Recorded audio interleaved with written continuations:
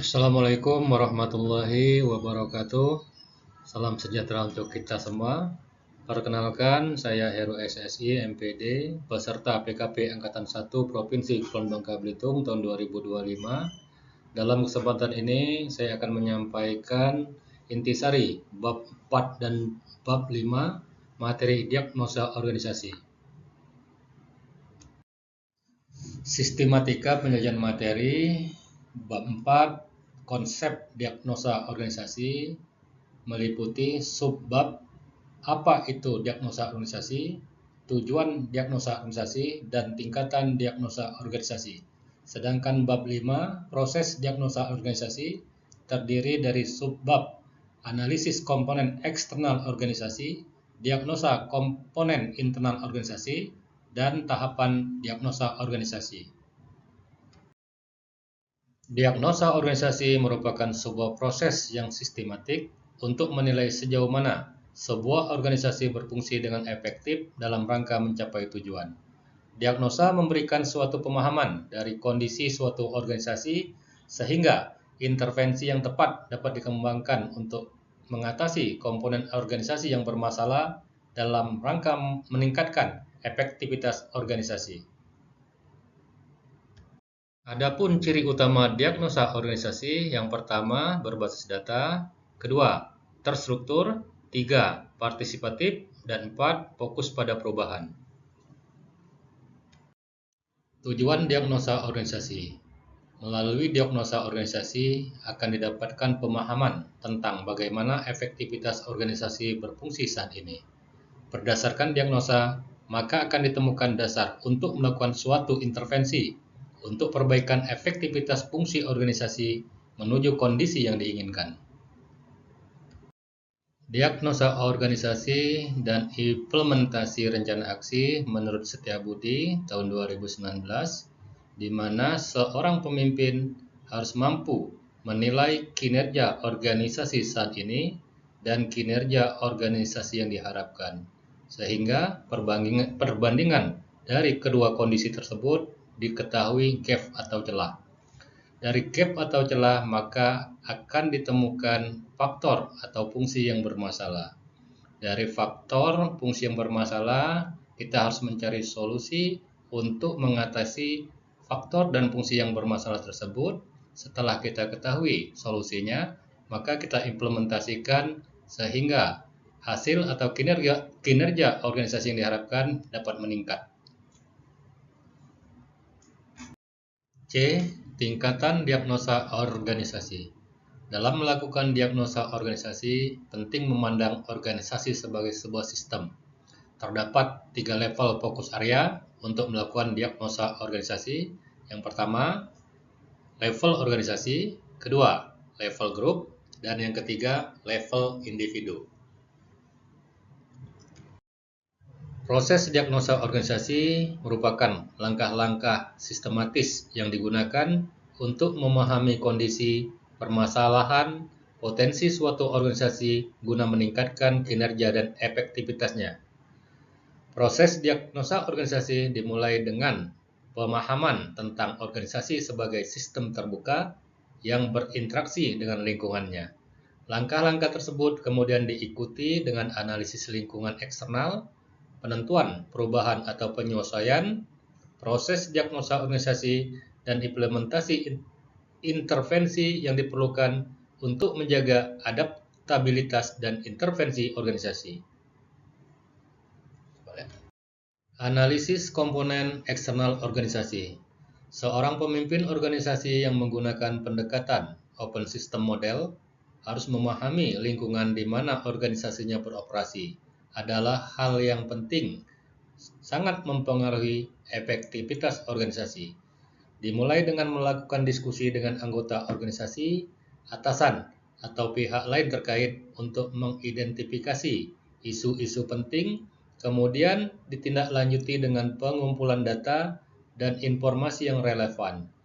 Hasil analisis tersebut digunakan untuk menentukan isu-isu prioritas perlu ditangani organisasi. Analisis komponen eksternal organisasi bertujuan untuk memahami faktor-faktor di luar organisasi yang dapat mempengaruhi kinerja, strategi, dan keberlanjutan organisasi tersebut. Analisis ini penting untuk pengambilan keputusan yang tepat dan adaptasi terhadap perubahan lingkungan.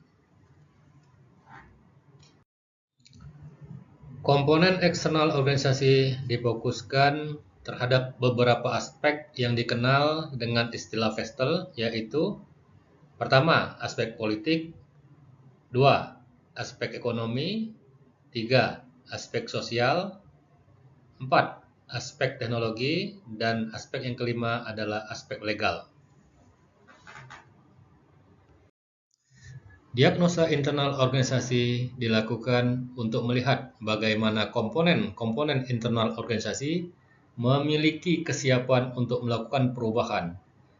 Hasil ini bertujuan untuk menentukan kondisi yang diharapkan dari organisasi agar lebih efektif dalam merespon perubahan lingkungan.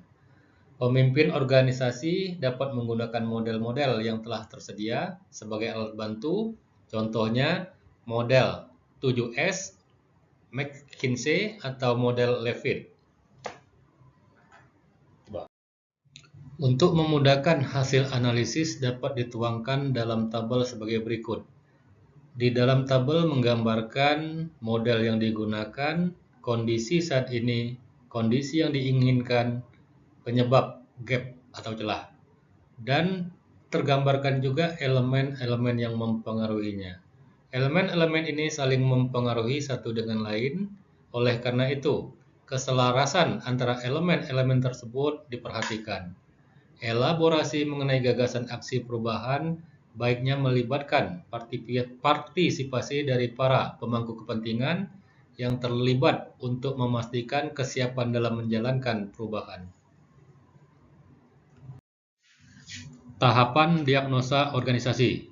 Langkah-langkah yang dapat digunakan untuk melakukan diagnosa organisasi berdasarkan pada model organisasi sebagai sistem terbuka.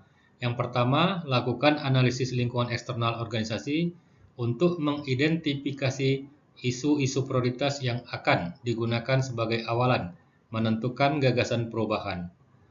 2. Tentukan gagasan perubahan untuk mengantisipasi isu tersebut.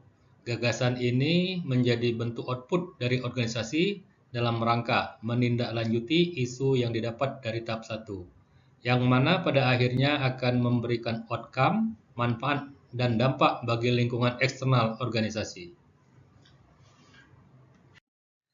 Tahapan diagnosa selanjutnya, yang ketiga, identifikasi kondisi yang diinginkan dari organisasi yang diyakini dapat mendukung terlaksananya gagasan perubahan.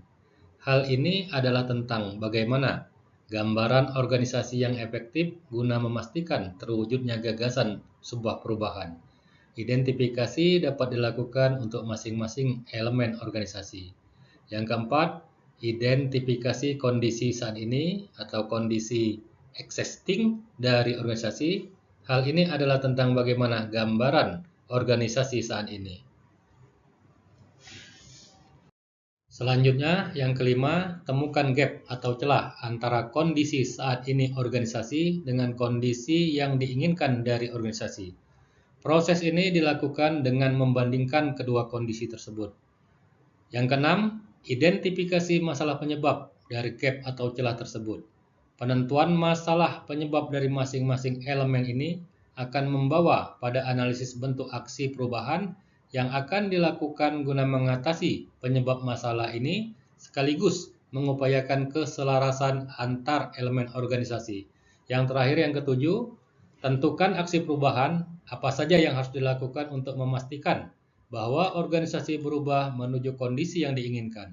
Aksi perubahan ini dapat berupa aksi perubahan di level individu, di level tim, atau di level organisasi pada lingkup elemen internal organisasi yang dianalisis.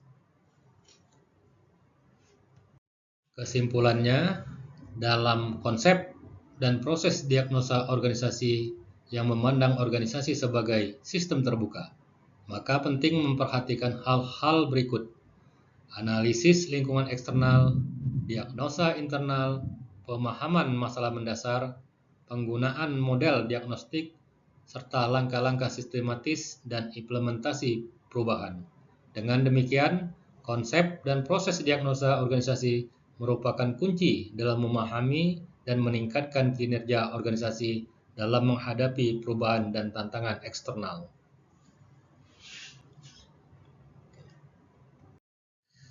Demikian tugas individu, intisari konsep diagnosa organisasi dan proses diagnosa organisasi kami sampaikan.